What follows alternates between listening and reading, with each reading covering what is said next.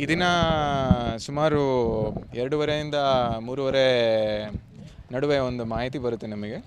ಈ ರೀತಿ ಲಕ್ಕುಂಡಿ ಐತಿಹಾಸಿಕ ಲಕ್ಕುಂಡಿ ಗ್ರಾಮದಲ್ಲಿ ವಾರ್ಡ್ ನಂಬರ್ 4 ರಿತ್ತಿ ಓಣಿಯಲ್ಲಿ ಒಂದು ಸಣ್ಣ ಹುಡುಗ 8ನೇ ಕ್ಲಾಸಿನ ಹುಡುಗ ಆದಂಥ ಪ್ರಜ್ವಲ್ ರಿತ್ತಿ, ಈತನಿಗೆ ಅವನ ಮನೆ ಯಾವಾಗ ಅವನು ಅಲ್ಲಿ ಕೆಲಸ ಮಾಡ್ತಿರ್ತಾನೆ ಆ ಸಮಯದಲ್ಲಿ ಅವನಿಗೆ ಒಂದು ತಾಮ್ರ ಚಂಬಲಿ ಒಂದಷ್ಟು ನಿಧಿ ಸಿಕ್ಕಿರುತ್ತೆ ಅಂತ ಹೇಳಿ ಮಾಹಿತಿ ಬರುತ್ತೆ.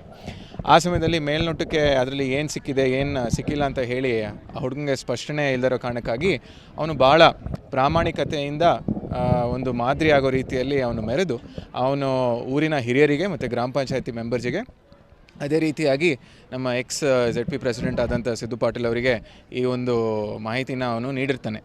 ನೀಡಿದ ಮೇರೆಗೆ ಕೂಡಲೇ ಈ ಒಂದು ಮಾಹಿತಿನ ಅವರು ಮಾನ್ಯ ನಮ್ಮ ಗದಗ ಜಿಲ್ಲೆ ಉಸ್ತುವಾರಿ ಸಚಿವರಾದಂಥ ಸನ್ಮಾನ್ಯ HK ಪಾಟೀಲ್ ಸಾಹೇಬರಿಗೆ ನೀಡಿದ್ದು, ಅವರು ಕೂಡ ಎಲ್ಲ ಅಧಿಕಾರಿಗಳಿಗೆ ತಿಳಿಸಿದ ಮೇರೆಗೆ ಎಲ್ಲರೂ ಲಕ್ಕುಂಡಿ ಗ್ರಾಮಕ್ಕೆ ಬಂದು ಇಲ್ಲಿ ವಾಸ್ತವ್ಯನ ತಿಳ್ಕೊಳ್ಲಿಕ್ಕೆ ಎಲ್ಲರೂ ಪ್ರಯತ್ನ ಪಟ್ಟಿರ್ತೀವಿ. ಆ ಸಮಯದಲ್ಲಿ ನಮಗೆ ಏನು ಗೊತ್ತಾಗಿರುತ್ತೆ ಅಂತ ಹೇಳಿದರೆ, ಇಲ್ಲಿ ಲಕ್ಕುಂಡಿ ಗ್ರಾಮದಲ್ಲಿ ವಾರ್ಡ್ ನಂಬರ್ 4 ಅವರ ಮನೆ ಹಿತ್ತಲಿನಲ್ಲಿ ಅವರು ಕೆಲಸ ಮಾಡ್ತಿರೋ ಸಂದರ್ಭದಲ್ಲಿ ಒಂದು ತಾಮ್ರದ ಒಂದು ಮಡಿಕೆ ಸಿಕ್ಕಿರುತ್ತೆ ಅಂತ ಹೇಳಿ ಮೇಲ್ನೋಟಕ್ಕೆ ಗೊತ್ತಾಗಿರುತ್ತೆ. ಆ ಸಮಯದಲ್ಲಿ ನಾವು ನೋಡಿದಾಗ ಓಣಿಯಲ್ಲಿ ಭಾಳಷ್ಟು ಜನ ಸಂಖ್ಯೆ ಜಾಸ್ತಿ ಇದ್ದು ಮತ್ತು ಭಾಳಷ್ಟು ಜನ ಸೇರಿರೋ ಕಾರಣಕ್ಕಾಗಿ ಇದನ್ನು ಊರಲ್ಲಿರೋ ಒಂದು ದೇವಸ್ಥಾನದಲ್ಲಿ ಕದ ಹಾಕಿ ಇಟ್ಟಿರ್ತಾರೆ. ಹೆಚ್ಚಿನ ಸಂಖ್ಯೆಯಲ್ಲಿ ನಾವು ಪೊಲೀಸ್ ಇಲಾಖೆಯಿಂದ ಫೋರ್ಸನ್ನ ಬರಮಾಡಿಕೊಂಡು ಪ್ರೊಟೆಕ್ಷನ್ ಎಲ್ಲನೂ ನಾವು ವ್ಯವಸ್ಥಿತವಾಗಿ ಮಾಡಿದ್ಮೇಲೆ ಮತ್ತು ಗೋಲ್ಡ್ ಅಪ್ರೈಸರ್ ಯಾರಿರ್ತಾರೆ ಅವ್ರಿಗೂ ಕೂಡ ಕರೆಸಿದ ನಂತರ ಈ ಒಂದು ಬಾಕ್ಲನ್ನ ತೆಗೆದು ನಮ್ಮ ಕಾನೂನು ಪ್ರಕಾರ ವಿಡಿಯೋ ರೆಕಾರ್ಡಿಂಗ್ ಮತ್ತು ಪಂಚರ ಸಮಕ್ಷಮೆಯಲ್ಲಿ, ಈಗ ನಾವು ನೋಡಿದರೆ ಇಬ್ಬರು ಪಂಚರ್ನ ಗೌರ್ಮೆಂಟ್ ಪಂಚರ್ಸ್ನ ನಾವು ತೊಗೊಂಡಿದ್ದೀವಿ ಮತ್ತು ಅದ್ರ ಜೊತೆಗೆ ಇಬ್ಬರು ಪಂಚರ್ನ ಯಾರು ಊರಿಗೆ ಹಿರಿಯ ವ್ಯಕ್ತಿಗಳಿದ್ದಾರೆ ಅವರಿಗೆ ಕೂಡ ನಾವು ತೊಗೊಂಡು ಇಬ್ಬರು ಗೌರ್ಮೆಂಟ್ ಪಂಚಾಯತು ಮತ್ತು ಇಬ್ಬರು ನಾನ್ ಗೌರ್ಮೆಂಟ್ ಪಂಚಾಯತ್ ಸಮಕ್ಷಮೆಯಲ್ಲಿ ಮತ್ತು ಅದೇ ಸಮಯದಲ್ಲಿ ಈ ತಾಲೂಕಿನ ತಹಸೀಲ್ದಾರರ ಸಮಕ್ಷಮೆಯಲ್ಲಿ ಮತ್ತು ADC ಅವರು ಇದ್ದರು.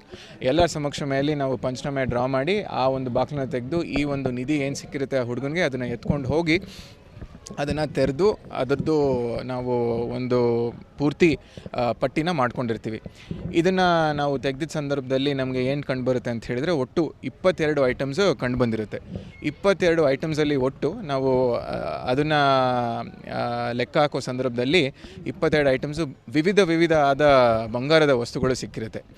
ಅದನ್ನು ನಾನು ಸ್ಪಷ್ಟವಾಗಿ ಅದು ಇದೆ ಅಂತ ಹೇಳಲಿಕ್ಕೆ ನನಗೆ ಕಷ್ಟ ಆಗುತ್ತೆ. ಯಾಕೆ ಅಂತ ಹೇಳಿದರೆ ಅದು ಕೆಲವೊಂದು ಐಟಮ್ಸು ಮುರಿದಿರೋ ರೀತಿಯಲ್ಲಿ ಕಾಣುತ್ತೆ. ಬಟ್ ಮೇಲ್ನೋಟಕ್ಕೆ ವಿವಿಧ ರೀತಿಯ ಸರಗಳು ಮತ್ತು ಕೈಗೆ ಅಥವಾ ನಮ್ಮ ಏನೋ ಫೋರ್ ಆರ್ಮ್ಗೆ ಹಾಕುವಂಥ ಒಂದು ಸ್ವಲ್ಪ ಬಳೆಗಳು ಮತ್ತು ಕಿವಿ ಓಳೆಗಳು ಮತ್ತು ರಿಂಗ್ಸ್ ಆಗಿರಲಿ ಮತ್ತು ಈ ಕಾಯಿನ್ಸ್ ಆಗಿರಲಿ ಭಾಳಷ್ಟು ಸಿಕ್ಕಿರುತ್ತೆ.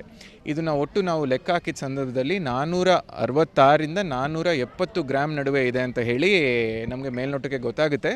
ಇನ್ ಟರ್ಮ್ಸ್ ಆಫ್ ವೆಯ್ಟ್, ಈ difference of weight plus or minus 1-2 grams ಇರುತ್ತೆ ಬೇಸ್ಡ್ ಆನ್ ಒಟ್ಟಿಗೆ ಹಾಕಿದ ಸಂದರ್ಭದಲ್ಲಿ ಮತ್ತು ವಿವಿಧ ಲೆಕ್ಕ ಹಾಕಿದ ಸಂದರ್ಭದಲ್ಲಿ. But definitely about 466 to 470 grams overall ಇದೆ. ಅದರ ಜೊತೆಗೆ ಒಂದು 630 ಗ್ರಾಮಿನ ಒಂದು ಐತಿಹಾಸಿಕ ಮತ್ತು ಪುರಾತನ ಕಾಲದ್ದು ಒಂದು ತಾಮ್ರದ ಮಡಿಕೆ ಕೂಡ ನಮಗೆ ಸಿಕ್ಕಿರುತ್ತೆ. ಅದು ಕೂಡ ಒಂದು 3 ಭಾಗದಲ್ಲಿ ಸಿಕ್ಕಿರುತ್ತೆ. ಇದನ್ನೆಲ್ಲ ನಾವು ಒಟ್ಟಾರೆ ಪಂಚನಾಮೆ ಮಾಡಿ ಎಲ್ಲ ಪ್ರೊಸೀಡಿಂಗ್ಸ್ನ ಡ್ರಾ ಮಾಡಿಬಿಟ್ಟು ಕಾನೂನು ರೀತಿಯಲ್ಲಿ ನಮ್ಮ ರೂರಲ್ ಇನ್ಸ್ಪೆಕ್ಟರ್ ಅವರು ಇದನ್ನು ತಹಸೀಲ್ದಾರ್ ಅವರಿಗೆ ಹ್ಯಾಂಡ್ ಓವರ್ನ ಮಾಡಿರ್ತಾರೆ.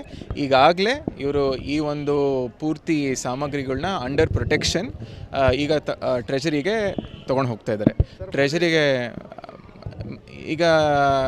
ಟ್ರೆಷರಿಗೆ ತೊಗೊಂಡು ಹೋಗ್ತಿರ್ತಾರೆ.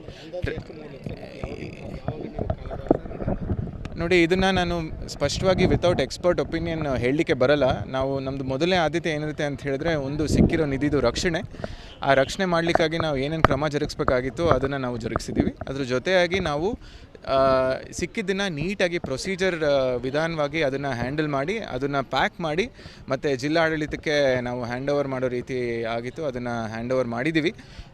ಈಗ ಒಟ್ಟು 460 to 470 ಗ್ರಾಮ್ಸು ಈಗಿನ ದಿನಮಾನದಲ್ಲಿ ನಾವು ಲೆಕ್ಕ ಹಾಕಿದರೆ ನಿಯರ್ ಅಬೌಟ್ ಒಂದು 60 ಲ್ಯಾಕ್ಸ್ಗಿಂತ 60 to 65 ಲ್ಯಾಕ್ಸ್ ಇರ್ಬೋದು ಅಂತ ಹೇಳಿ ಗೊತ್ತಾಗುತ್ತೆ. ಬಟ್ ಇದಕ್ಕೆ ನಾವು ಕೇವಲ ಈ ದಿನದ್ದು ಬಂಗಾರದ ಬೆಲೆಯಲ್ಲಿ ನಾವು ಅದನ್ನು ನಿಗದಿಪಡಿಸಲಿಕ್ಕೆ ಆಗೋದು ತಪ್ಪಾಗುತ್ತೆ. ಯಾಕೆ ಅಂತ ಹೇಳಿದರೆ ಇದಕ್ಕೆ ಹಿಸ್ಟಾರಿಕಲ್ ಇಂಪಾರ್ಟೆನ್ಸ್ ಇದೆ ಮತ್ತು ಪುರಾತನ ಕಾಲದ್ದು ಒಂದು 22 ಐಟಮ್ಸ್ ಇರೋದ್ರಿಂದ ಇದ್ರದ್ದು ಹಿಸ್ಟಾರಿಕ್ ಕಾಸ್ಟ್ ಏನಿದೆ ಅಂತ ಹೇಳಿ ನಮಗೆ ಮೇಲ್ನೋಟಕ್ಕೆ ನನಗೆ ವ್ಯಕ್ತಪಡಿಸಲಿಕ್ಕೆ ಕಷ್ಟ ಆಗುತ್ತೆ.